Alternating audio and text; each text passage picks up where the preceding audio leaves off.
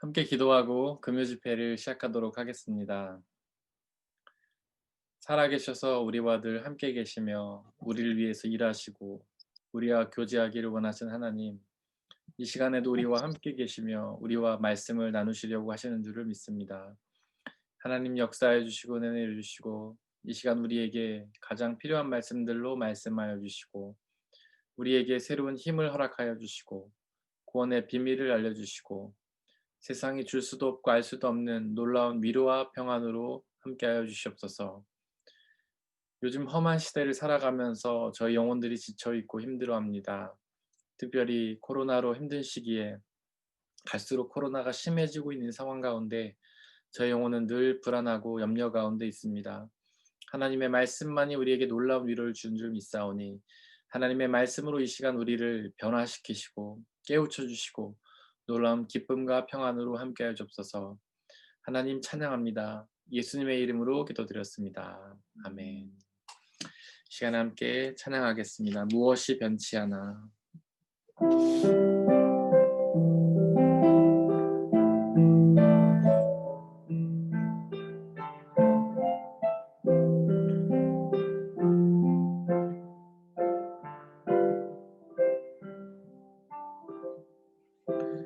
무엇이 변치 않아.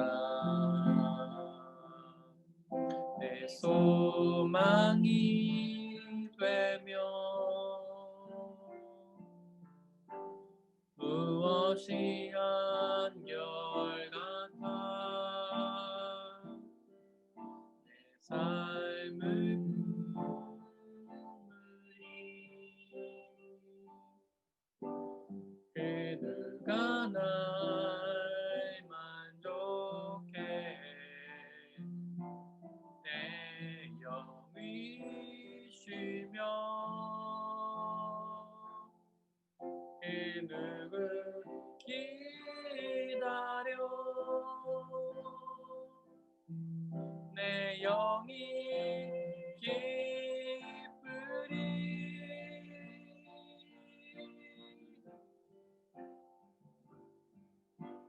십자가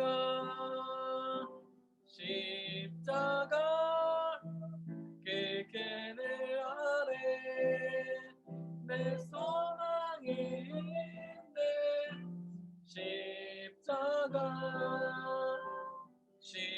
십자가 그 그늘 아래 내 생명이 있네. 무엇이 변치 않아. 무엇이 변치 않아. 내 소망이 되며 무엇이 한결같아. 내 삶을 품으리.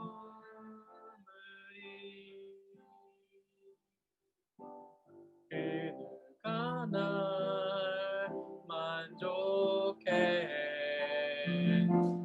내 영이 쉬며 그 누구 기다려.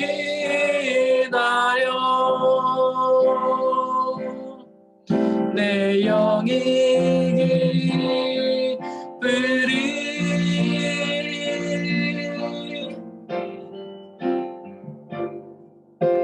십자가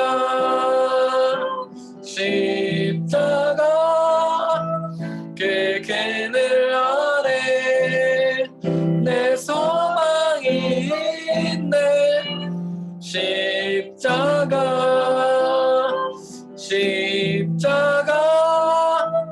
그 그늘 아래 내 생명이 있네.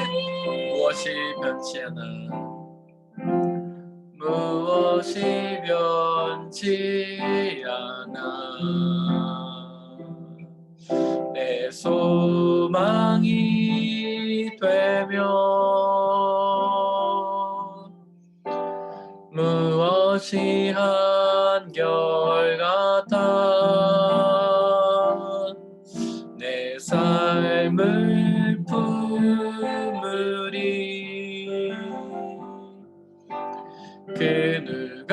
날 만족해 해.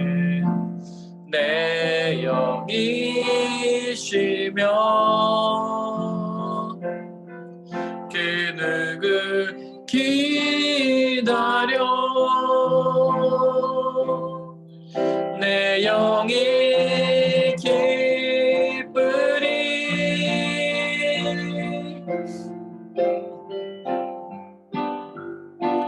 십자가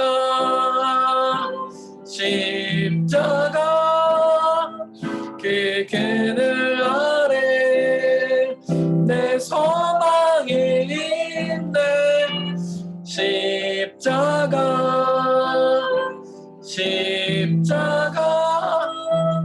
그 그늘 아래 내 생명이 있네 십자가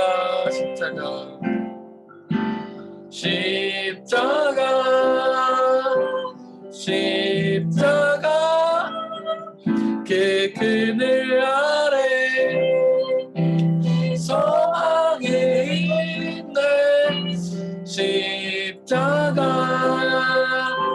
십자가 그 그늘 아래 내 생명이 있네 주여 내 영을 고요케 하소서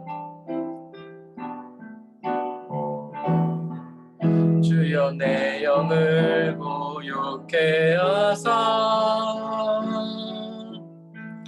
십자가를 품게 하시며 주여 내 영을 잠잠케 하사 십자가로 만족해 하소서 십자가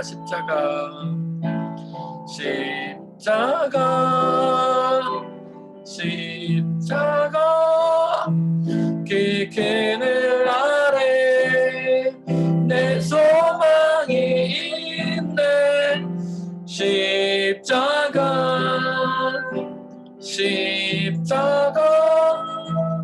그 그늘 아래 내 생명이 있네 이 시간 오직 예수 그리스도만을 바라보며 기도하기를 원합니다. 우리는 무엇을 바라보며 살아가고 있습니까?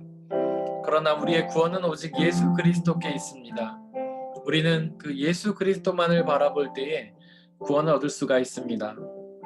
또한 우리는 예수 그리스도 중에 무엇을 바라봅니까? 그의 능력과 기적을 행하는 것만 바라보고 있지 않습니까? 그러나 우리는 오직 그분의 십자가를 바라볼 때에만 또한 십자가 후에 있었던 부활을 바라볼 때에만 영원한 생명을 받아 누릴 수가 있습니다. 오직 십자가의 죽음으로 인해 우리의 죄를 사하셨고 죽음으로 인해 우리를 위해 영원한 생명을 이루신 그 예수 그리스도만을 바라볼 때에 구원 생명을 받아 누릴 수 있습니다. 이 시간 우리의 모든 마음과 시선이 예수 그리스도만을 채우기를 원한다고 비록 험한 세상을 일주일간 살아가면서 우리의 눈이 다른 곳으로 옮겨졌고 우리의 마음이 무뎌졌지만 이 시간 오직 예수 그리스도만을 바라보며 그 예수 그리스도만으로 마음을 채우며 예수 그리스도만을 높여버리며 나아가게 달라고 이 시간에 함께 기도하겠습니다. 아버지 하나님, 우리가 험한 세상을 살면서 예수님을 잊고 살아왔을 때가 얼마나 많았습니까? 주님에게만 우리에게 구원에 있다는 사실을 알면서도 그 예수 그리스도를 바라보지 못하고 어쩔 수 없이 이 세상을 바라보며 세상의 가치만을 구하며 살아오지 못했습니까? 아버지여, 우리의 그 어쩔 수 없는 연약함과 부족함을 용서하여 주시고 아버지 이 시간 당신만을 바라보며 나아가길 원합니다. 그 수많은 시간 동안 예수 그리스도가 아닌 것을 바라봐 왔지만 지금 이 시간만큼은 우리가 예배를 드리고 기도하고 찬양하는 이 시간만큼은 오직 예수 그리스도만을 바라보며 높여드리길 원하오니 아버지여 이 시간 우리와 함께하여 주시고 우리의 마음과 뜻과 정성을 주님께로 모을 수 있도록 은혜를 베풀어 주시고 우리가 오직 하나님을 찬양하며 오직 하나님을 높여드리며 오직 하나님으로 우리의 마음을 채우며 하나님으로 우리의 기도를 하나님께 온전한 기도를 드리며 예수 그리스도의 죽음과 부활을 기억하며 온전히 주님 앞에 나아갈 수 있도록 아버지 하나님 역사해 주옵소서. 성령 하나님 이끌어 주시옵소서. 오직 하나님만 예배하며 예수 그리스도만 바라며 나갈 수 있는 귀한 시간 허락하여 주시고 은혜 내려 주시옵소서.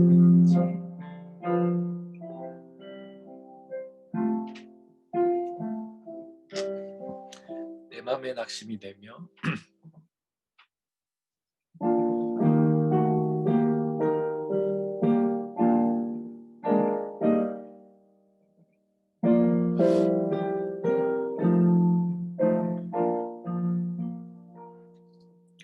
내 맘이 낙심되며 근심에 눌릴 때 주께서 내게 오사 위로해 주시네. 가는 길 캄캄하고 괴로움 많으나 주께서 함께하며 내 짐을 지시네. 그 은혜가 내게 족하네. 그 은혜가 족하네. 이 괴로운 세상 지낼 때 그 은혜가 족하네. 희망이 사라지고 친구 날 버릴 때 주 내게 속삭이며 새 희망 주시네. 싸움이 맹렬하여 두려워 떨 때에 승리의 왕이 되신 주 음성 들리네. 그 은혜가 내게 족하네. 그 은혜가 족하네. 이 괴로운 세상 지낼 때 그 은혜가 족하네. 엄밀히 가득 차고 눈물이 흐를 때 주 나의 곁에 오사 위로해 주시네. 환난이 닥쳐와서 어려움 당할 때 주님의 능력이 입어 원수를 이기네. 그 은혜가 내게 족하네.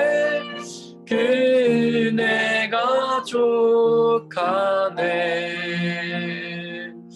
이 괴로운 세상 지날 때 그 은혜가 족하네. 내 맘이 낙심되며 내 맘이 낙심되며 근심에 눌릴 때 주께서 내게 오사 위로해 주시네. 가는 길 캄캄하고 괴로움 많은 나 주께서 함께하며 내 짐을 지시네 그네가 내게 족하네 그네가 족하네 이 괴로운 세상 지날 때 그네가 족하네 희망이 사라지고 친구 날 버릴 때 주 내게 속삭이며 새 희망 주시네 싸움이 맹렬하여 두려워 떨 때에 승리의 왕이 되신 주 음성 들리네 그네가 내게 족하네 그네가 족하네 이 괴로운 세상 지날 때 그네가 족하네 번민이 가득 차고 눈물이 흐를 때 주 나의 곁에 계오사 위로해 주시네 환난이 닥쳐와서 어려움 당할 때 주님의 능력 입어 원수를 이기네 그네가 내게 족하네 그네가 족하네 이 괴로운 세상 지날 때 그네가 족하네 마음이 상한 자를 고치시는 주님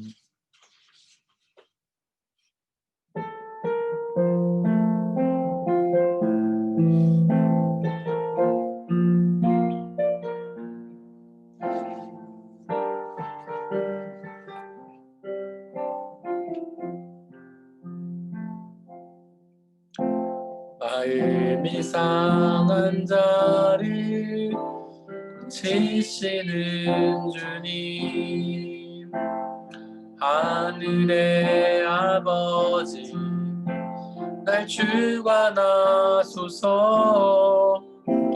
주의 길로 인도하사 하소서 새 일을 행하사 분케 하소서 의의 줄이고 목이 마르니 성령의 기름 부소서 의의 줄이고 목이 마르니 내 잔을 채워 주소서.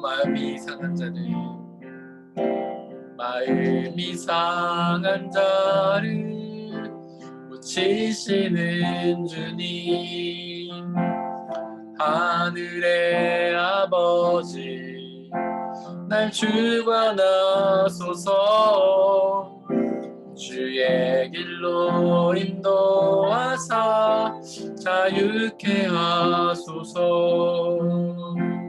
새 일을 행하사 분케 하소서. 의에 줄이고 목이 마르니 성령의 기름 부소서. 의에 줄이고 목이 마르니 내 잔을 채워 주소서. 성령으로 채우사. 성령으로 채우사 주 보게 하소서. 주의 임재 속에 은혜 알게 하소서. 주 뜻대로 살아가리 세상 끝날까지. 나를 믿으시고 새날 열어주소서. 의에 줄이고 목이 마르니 성령의 기름 부소서. 의에 줄이고 목이 마르니 내 잔을 채워 주소서. 성령으로 채우사. 성령으로 채우사 주 보게 하소서. 주의 임재 속에 은혜 알게 하소서. 주 뜻대로 살아가리 세상 끝날까지. 나를 믿으시고 새날 열어주소서. 의에 줄이고 목이 마르니 성령의 기름 부소서. 의에 줄이고 목이 마르니 내 잔을 채워 주소서. 의에 줄이고 목이 마르니 의에 줄이고 목이 마르니 성령의 기름 부소서. 의에 줄이고 목이 마르니 내 잔을 채워 주소서. 이 시간 함께 기도하기를 원합니다. 이 시간 온전히 주님의 의에 목이 마르고 줄인 상황 가운데 있사오니 우리가 그 하나님 앞에서 우리의 목마름을 채우고 배고픔을 채우게 해달라고 기도하길 원합니다. 다른 것에서 우리의 영혼의 목마름과 배고픔을 채우는 것이 아니라 오직 하나님의 말씀 속에서 성령의 충만함 속에서 온전히 우리의 목마름과 배고픔을 채우게 해달라고 성령 하나님 우리와 함께 하셔서 우리가 영원히 목마르지 않고 영원히 배고프지 않게 해달라고 이 시간 함께 기도하겠습니다. 아버지, 이 시간 간절히 기도합니다. 오직 주님 앞에서만 우리가 목마름을 해결하고 배고픔을 채우기를 원합니다. 그동안 우리가 어리석어서 다른 곳에서 우리의 목마름과 배고픔을 채우려고 헤매었었지만 하나님, 이제는 주님 앞에 채우기를 원하오니 아버지 하나님께서 역사해 주옵소서. 성령 하나님 함께해 주시사 우리에게 영원에 목마르지 않는 예수 그리스도의 생명수를 우리에게 허락하여 주시고, 우리에게 함께해 주시사 영원히 배고프지 않는 예수 그리스도라는 생명의 떡을 받아 먹을 수 있도록 아버지 역사해 주옵소서. 이 시간 당신의 능력으로 그 떡과 물을 허락하여 주시길 간절히 소망합니다. 인간의 능력으로는 그것을 나눌 수 없지만 성령 하나님께서 역사해 주셔서 온전히 하나님의 능력으로 우리에게 떡과 물이 주어지게 하여 주시고, 그 생명수와 물을 통하여, 생명수와 양식을 통하여 영원히 배고프지 않고 영원히 줄이지 않고 오직 주님 안에서 참된 배부름과 하나님의 회가를 느끼며 행복과 평안을 느낄 수 있도록 아버지 하나님 역사해 주시고 은혜 내려 주옵소서. 성령 하나님 지켜 보호해 주시고 우리의 말씀을 방해한 모든 세력들을 물리쳐 주시고 오직 하나님의 말씀만이 드러나는 놀랍고 귀한 시간으로 은혜 내려 주시고 역사해 주옵소서. 하나님을 찬양하며 기대합니다. 오 아버지 하나님 역사해 주시고 은혜 내려 주시옵소서.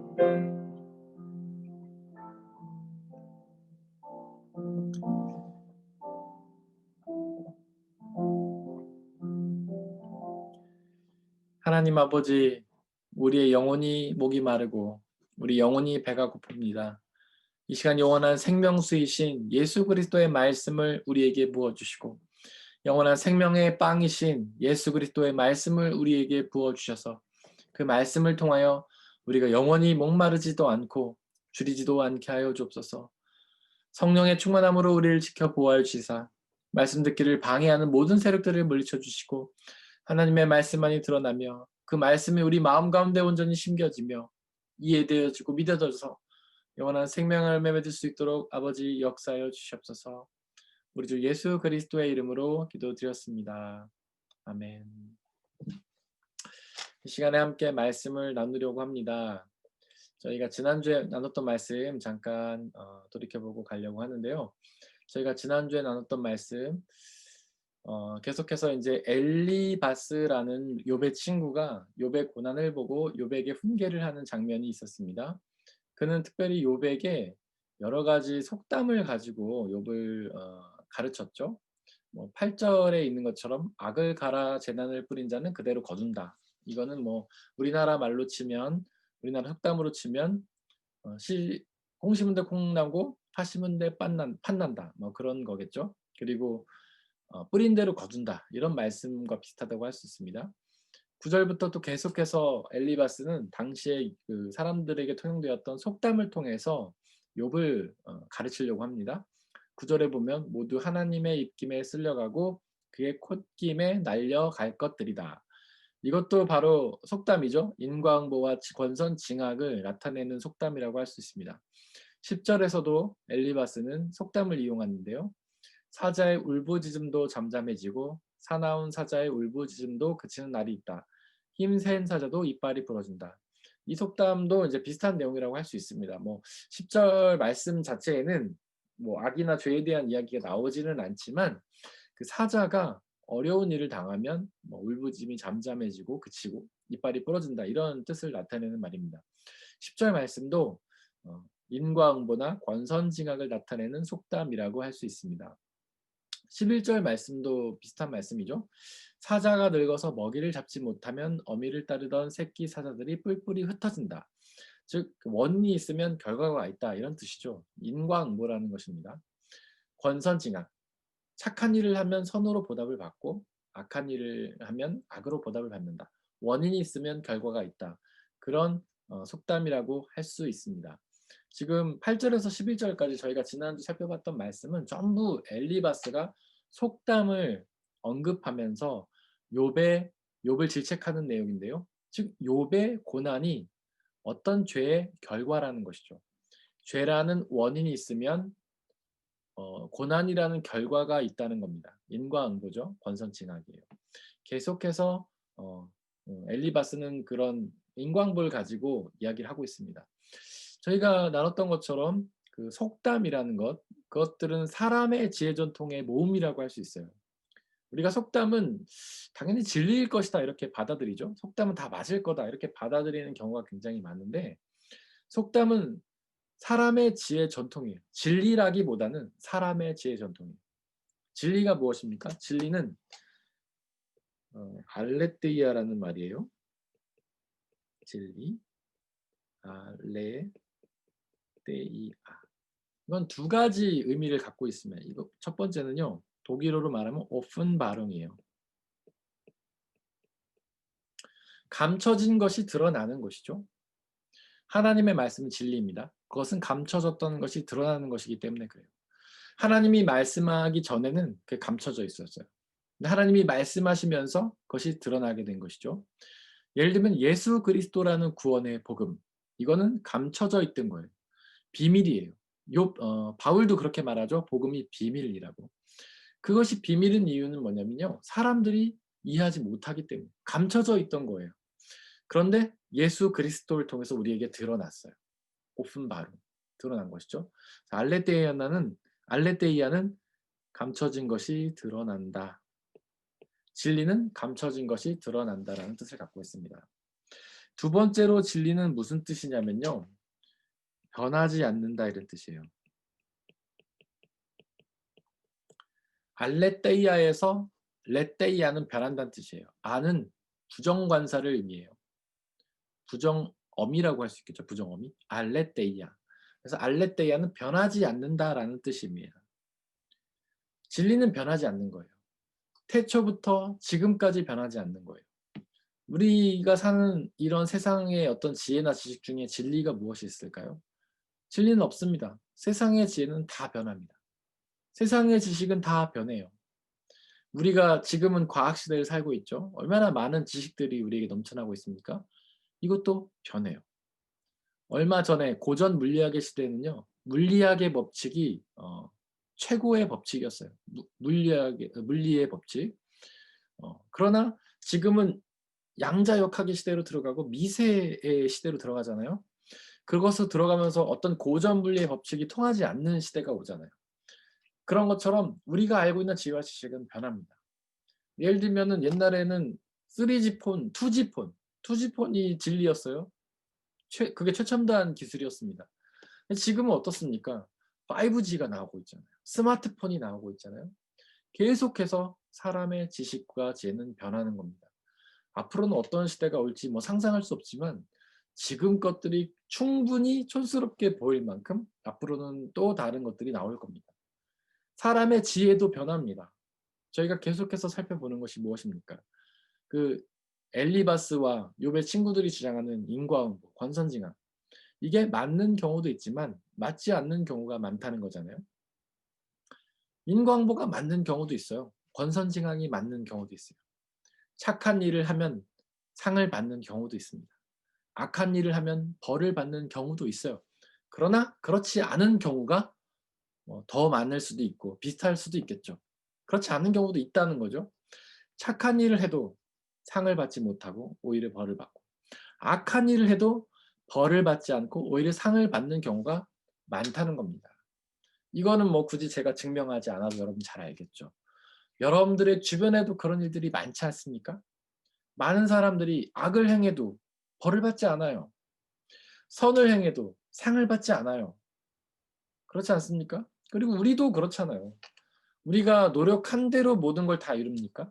아니에요. 아무리 착한 일 많이 해도 우리는 상 받지 못할 때가 많잖아요. 아무리 직장에서 학교에서 열심히 노력하고 공부한다고 해서 가장 좋은 성과가 나옵니까?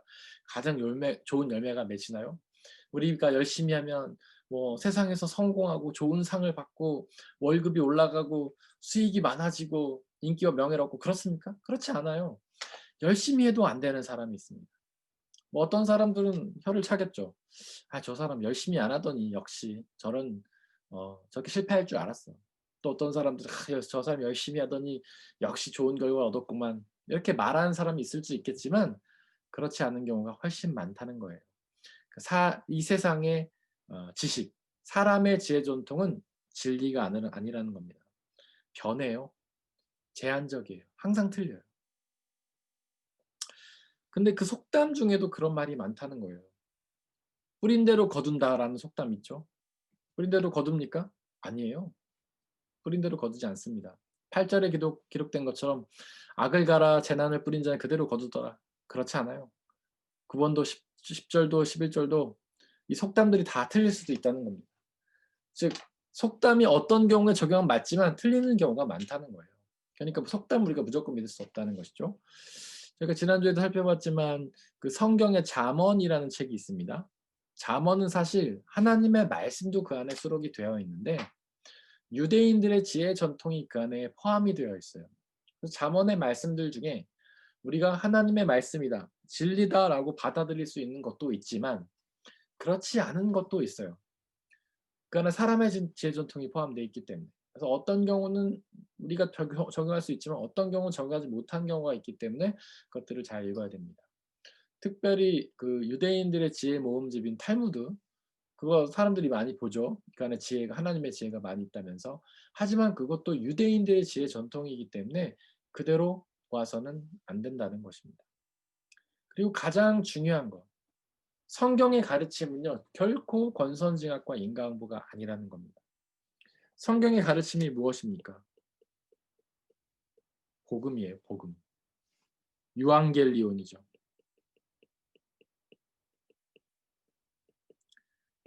굿뉴스. 구테 나흐리스트. 복음입니다. 이 복음이 무엇입니까? 어떤 분들은 성경 전체의 말씀이 복음이라고 생각하는데 복음은요, 성경 말씀이기도 하지만 더 세부적으로 말해서 복음이라는 것은 예수님에 관한 소식이에요.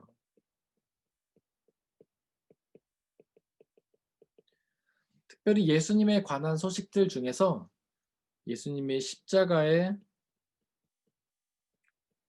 죽으심과 부활입니다.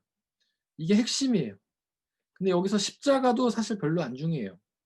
가장 중요한 거는 죽으심과 부활입니다. 십자가가 안 중요하단 말을 오해하지 마십시오. 십자가라는 거는 죽으심의 도구였을 뿐이에요. 죽으심의 도구였을 뿐이지 본질은 아니라는 겁니다. 많은 크리스찬들이 십자가 자체를 굉장히 중요하게 생각해요. 그래서 십자가 앞에 엎드려 기도하고 십자가를 목에 걸고 다니고 십자가를 바라보고 우리가 뭐 눈물 짓거나 감상에 젖을 때가 있어요.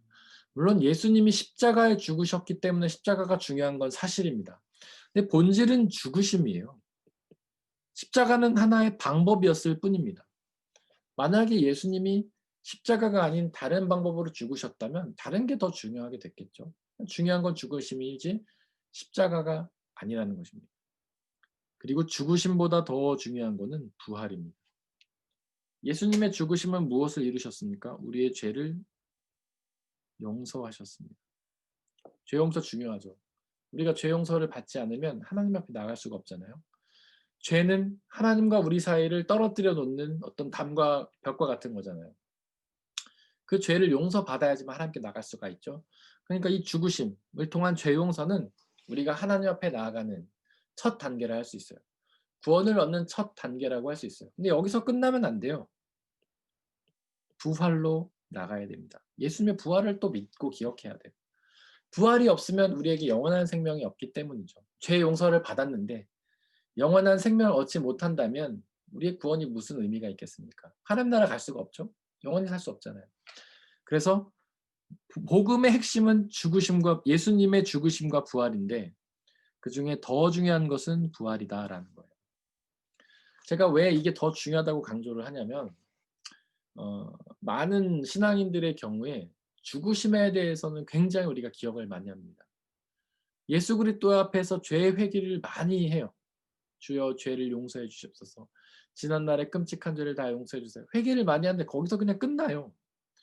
부활을 소망해야 돼요. 주님 저에게 당신의 부활 생명을 우리에게 허락하여 주셔서 당신처럼 우리도 부활 생명을 받아 누리게 하여 주옵소서.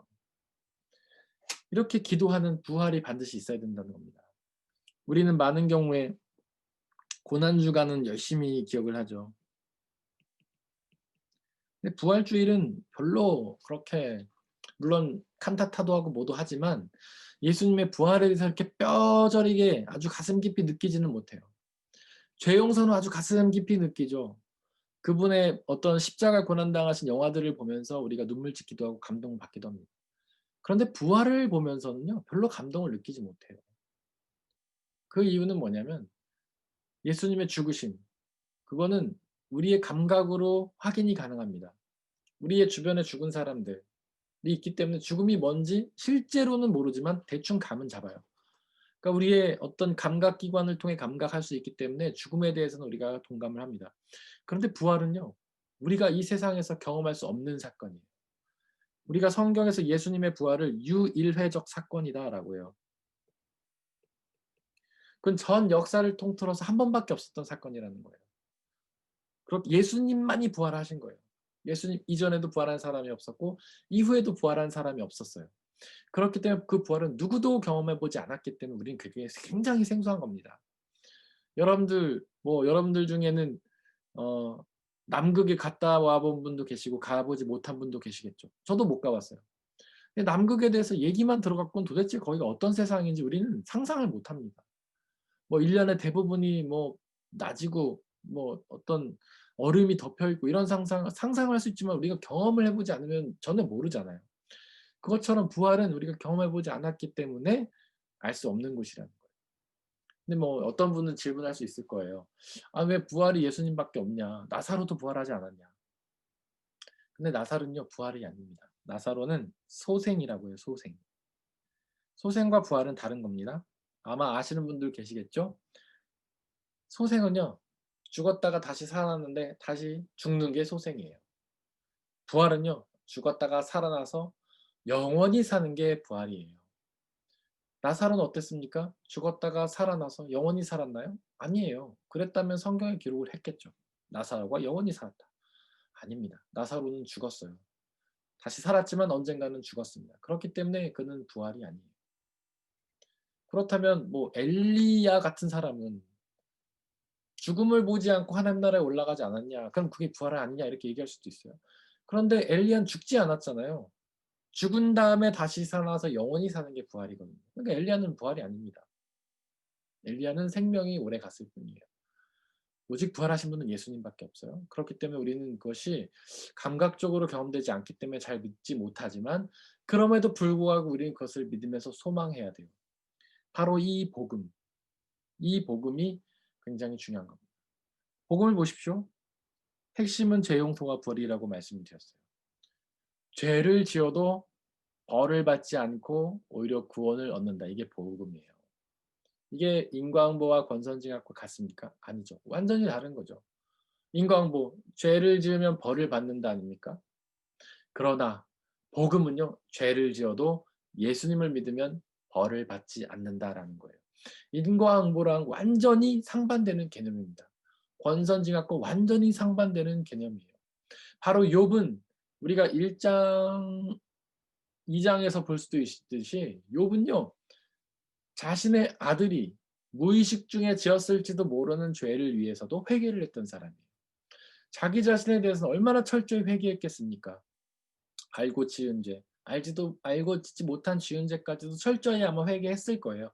그가 그렇게 회개함으로 하나님 앞에 나아갔기 때문에 하나님은 그를 온전한 의인이다. 죄 없는 의인이다라고 선포하신 것이죠. 그것처럼 복음이라는 거는요. 인과응보랑 완전히 반대되는 개념이에요. 우리도 마찬가지입니다. 우리는 죄인이죠. 우리 가운데 죄가 아닌 사람이 어디 있습니까? 죄를 짓지 않은 사람이 어디 있어요? 저도 마찬가지. 저도 끊임없이 죄를 짓습니다. 하나님을 의심하고 불평하기도 하고요. 성경이 선포하고 있는 것처럼 이 세상에 의인은 없나니 하나도 없다. 즉 반대로 얘기하면 모든 사람이 죄인이다. 모든 사람이 죄를 지었다는 건 아닙니까? 그렇기 때문에 모든 사람들은 원래 벌을 받아야 하지만 예수 그리스도의 보혈로 인해 우리는 구원을 얻었다. 이게 복음이라는 거예요. 이게 유앙겔리온이에요. 이게 굿뉴스고 이게 구테 나흐리시트예요. 우리도 모르는 사이에 우리는 사람의 지혜 전통에 휩쓸릴 때가 많습니다. 아마 여러분들도 그런 얘기 할 거예요. 뭔가 잘 안 됐어요. 아 그러면 '아 믿음이 없어서 그런가? 내가 죄를 지어서 그런가?' 이렇게 생각합니다. 그게 뭐예요? 인과응보적인 사고 아래에서 하는 말입니다. '아 이번에 사업이 좀 잘 안 되네. 내가 기도가 부족해서 그런가 봐.' 반대로 얘기하면 뭡니까? '하나님 앞에 죄가 있어서 그런가 봐.' 이런 뜻이잖아요. 그러니까 그런 것들이 인과응보적인 사고예요. 그건 사람의 지혜 전통입니다. 복음하고는 반대되는 거예요. 우리의 죄는 이미 우리가 회개하고 고백한 순간 다 용서를 받았습니다. 사라지고 없는 거예요. 덮어 버리셨습니다. 그렇기 때문에 우리가 회개했다면 그 죄는 사라진 거예요. 그 죄가 어떤 작용을 하지 못합니다. 그 죄가 우리를 다시금 구원을 취소하게 하지도 못하고요. 그 죄가 우리를 지옥으로 끌고 가지도 못합니다. 그렇기 때문에 결코 우리가 회개함으로 믿고 주님 앞에 나아갔다면 결코 인과응보적인 사고를 하면 안 된다는 것이죠. 또 한 가지 중요한 게 있습니다. 여기서 우리가 성경을 이해할 때는요. 한 맥락만 따로 떨어뜨려서 이해하면 절대로 안 되고 전체적인 맥락에서 이해를 해야 한다는 겁니다. 아까도 말씀드렸지만 권선징악이 인과응보가 성경에서도 맞는 부분도 있어요. 성경이 인과응보와 권선징악을 말하는 부분도 있습니다. 예를 들면 노아의 방주 사건이 그거예요. 거기서 노아 시대의 사람들이 하나님 앞에 죄를 져가지고 하나님이 그들을 홍수로 쓸어버리시잖아요. 쓸어버린다는 거는 성경에 나오는 표현입니다. 하나님이 홍수로 그들을 다 죽이시잖아요. 그건 인과응보죠. 권선징악이죠. 그들이 하나님 앞에 죄를 졌기 때문에 하나님이 그들을 지으신 것을 후회하시면서 이 땅에서 사라져 버리게 하시죠. 그것만 보면 권선징악이 맞아요. 인과응보가 맞습니다. 그러나 성경은 그렇게 한 부분만 떼놓고 이해하면 안 돼요. 성경 전체를 보십시오. 안 맞아요. 예수 그리스도께서 오셔서 우리의 모든 죄를 다 사하셨잖아요. 그리고 당신을 믿는 사람들의 죄를 다 용서해 주셨잖아요. 그렇기 때문에 우리의 죄는 용서받았기 때문에 이제 멸망받을 죄가 없는 거예요. 성경 전체의 맥락에 보면 안 맞습니다. 그리고 노아 사건을 봐도 그래요. 노아 사건이 끝나고 모든 사람들이 다 죽음을 당한 후에 그 홍수가 사라지고 이제 노아가 땅을 발견하고 아라랏산 그 땅을 발견하고 이제 하나님의 음성을 듣죠. 그때 하나님이 무지개를 보여주시면서 뭐라고 말씀하시냐면 "내가 다시는 사람들을 홍수로 멸하지 않겠다."라고 말씀하십니다. 자연재해로 사람을 멸하지 않겠다라고 약속하셨잖아요. 하나님이 다시는 권선징악하지 않겠다, 인과응보하지 않겠다라고 약속하셨잖아요. 그러니까 성경 전체의 맥락을 보면 안 맞죠. 노아 사건 그 자체만 보면 맞는데 그 바로 뒤만 봐도 맞지 않는 거예요. 그러니까 우리가 그 노아 사건만 보고서 '하나님은 권선징악이다. 인과응보다.'라고 주장하고 생각해서는 안 된다는 것이죠. 바로 성경 전체 맥락에서 이해를 해야 되는 겁니다. 이거는 우리가 신학적 용어로 성경은 성경의 역사성이라고 말해요. 판넨베르크라는 신학자가 주장했습니다.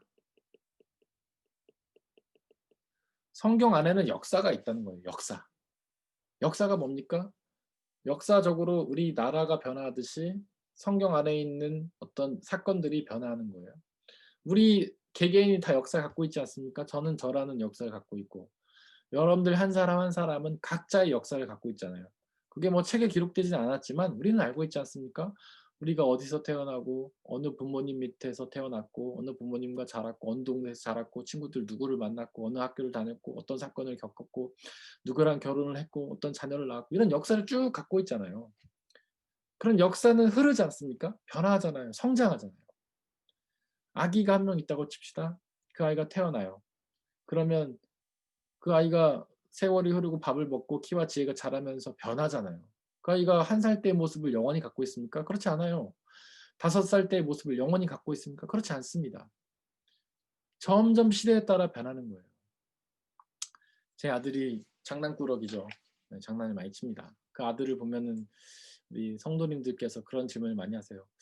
"제 예언이가 이렇게 까불까불하는데 누구를 닮아서 그런가요?" 그러면 저는 이제 어 "저를 닮지 않았습니다."라고 농담을 하죠. 아닙니다. 사실은 저를 닮았습니다. 굉장히 닮았어요. 저 어렸을 때 굉장히 까불까불했습니다.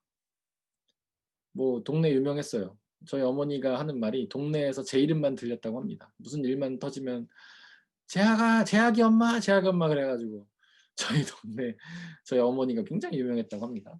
제가 여기서만 고백합니다. 제가 그런 사람이었어요. 근데 제가 지금도 그렇게 까불까요? 네. 지금 또 그 어렸을 때 아이처럼 까불까불거리고 다닐까요? 물론 장난기는 제가 많지만 그렇게 어렸을 때처럼 까불지는 않습니다. 어렸을 때처럼 사고치고 다니지는 않아요.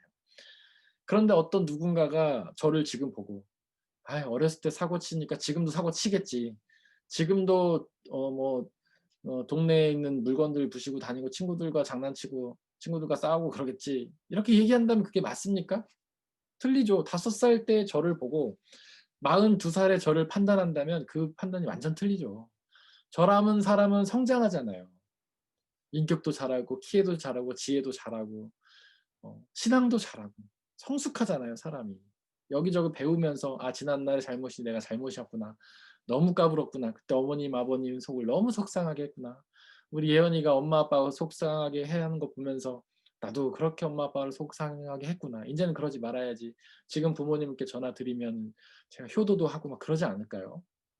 사람이라는 건 변한다는 거예요, 아이가 성장하듯이. 그게 역사성입니다. 이스라엘 백성도 마찬가지예요.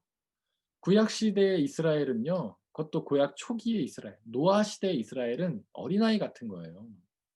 3 살, 4살 때 어린아이예요. 그때 어린아이는 하나님 말씀 정말 안 듣는 거예요. 아무리 얘기해도 절대 안 듣는 거예요. 광야에서 이스라엘 백성들 절대 말 안 듣는 겁니다. 그러나 그들이 어떤 하나님과의 깊은 교제 속에 조금씩 성장해 가잖아요. 예수 그리스도를 겪으면서 그분을 통해 변화된 사람들은 하나님을 위해 목숨 거는 사람도 나오잖아요. 자신의 모든 욕망과 그런 것도 다 자유도 다 내버리고 죽음 위에 헌신하는 사람이 나오잖아요. 그러니까 성경을 그런 맥락 안에서 봐야 된다는 거예요. 한 부분만 똑 떨어뜨려서 '아 하나님은 이럴 것이야. 이스라엘은 이런 사람들이야.'라고 판단한 것이 아니라 성경 전체를 통해서 역사하시는 하나님, 성경 전체를 통해서 성장하는 이스라엘 모습을 봐야 된다는 거죠. 구약의 하나님은 권선징악 인과응보 하나님이 맞습니다. 노아 때의 하나님은. 노아 때. 그러나 그 위에 하나님은 그렇지 않아요. 우리의 죄도 용서하신 하나님. 자신의 하나뿐인 아들을 보내서 우리의 모든 죄를 용서하시는 하나님으로 변하시는 거예요. 노아 때 하나님은 우리가 전쟁의 하나님, 용사의 하나님, 두려운 하나님, 무서운 하나님 이렇게 표현하죠. 그러나 신약 시대의 하나님, 예수 그리스도께서 선포하신 하나님은 사랑의 하나님, 자비의 하나님, 용서의 하나님이신 거예요. 은혜의 하나님이시고. 그렇게 성경을 전체적으로 봐야 된다는 겁니다. 한 문장만 똑 떼서 해석하면 절대 안 되는 거예요. 제가 예를 하나 들어보자면 기복신앙이라는 게 있습니다. 기복신앙. 기복신앙을 주장하는 사람들은요. 요한삼서 1장 2절 말씀을 근거로 그렇게 주장해요. 이 말씀이 어떻게 되어 있냐면 이래요. 그대의 영혼이 평안함과 같이 모든 일이 잘 되고 건강하기를 빕니다.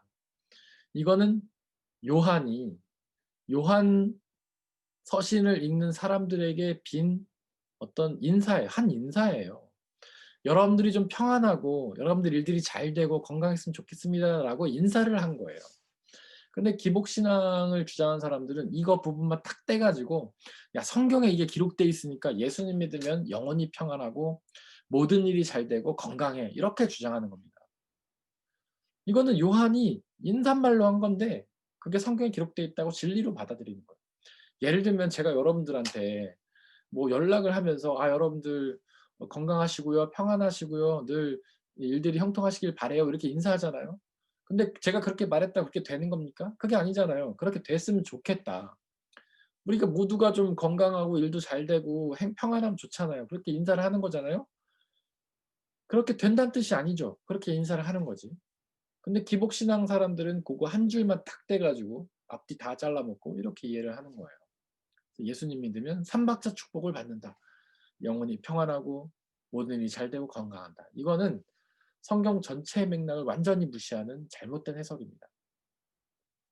성경은 예수님 믿는다고 항상 평안하다고 말하나요? 그렇지 않죠.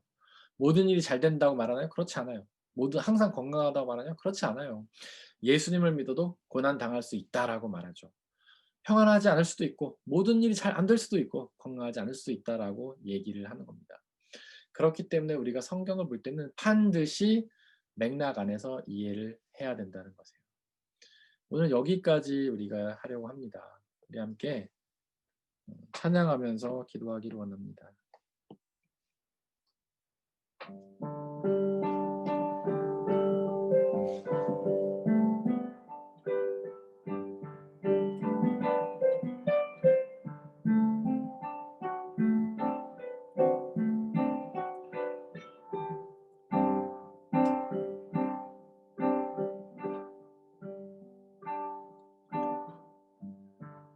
우리가 살고 있는 이 세상을 주님의 손길 안 닿은 곳 없네. 주님의 말씀을 갈망하는 우리에게 하늘의 비밀 알려주시네. 어두움 가운데 있던 이 세상에 빛으로 오신 하나님의 아들, 그의 말씀을 믿는 모든 이들에게 하늘의 영광 비춰주시네. 하나님 말씀으로 아버지 마음으로 다 달려갑니다. 나 돌아갑니다.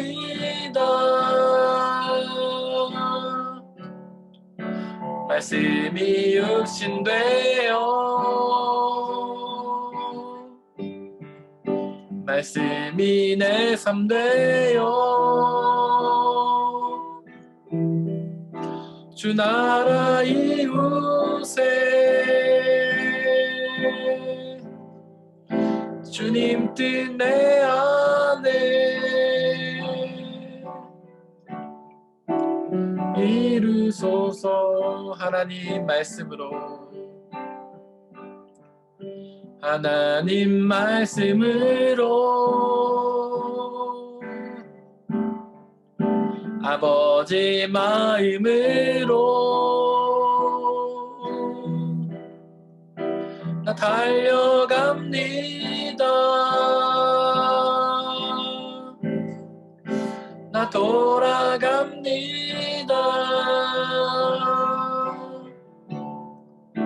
말씀이 육신되어 말씀이 내 삶 되어 주야라 이곳에 주님 뜻 내 안에 이루소서. 듣지 못했던 마음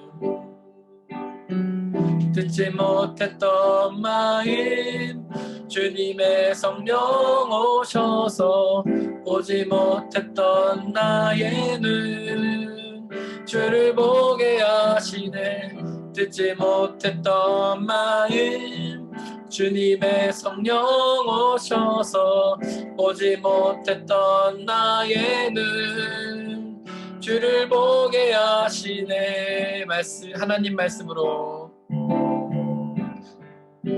하나님 말씀으로 아버지 마음으로 나 달려갑니다.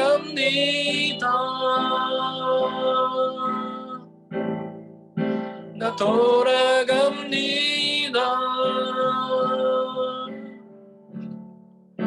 말씀이 육신되어 말씀이 내 삶 되어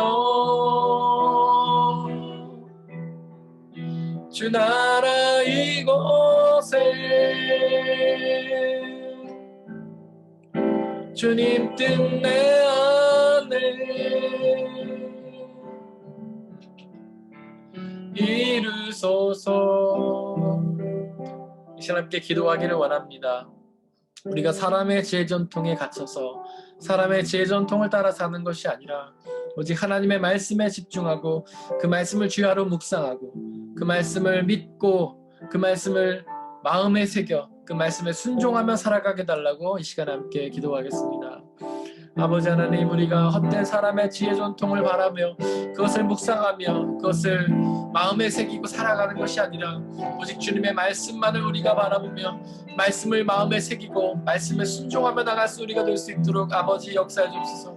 하나님의 말씀을 그 어떤 것보다 사모하게 해 주옵소서. 주야로 주님의 말씀을 묵상하고 주야로 주님의 말씀을 마음에 새기며 그 말씀에 순종케 하여 주옵소서. 아버지 하나님의 말씀을 우리가 이해하고 받아들일 수 있는 능력이 없지만 성령 하나님께서 역사해 주셔서 우리가 그 말씀을 온전히 믿고 온전히 깨닫고 온전히 순종할 수 있는 놀라운 능력을 저에게 허락하여 주옵소서.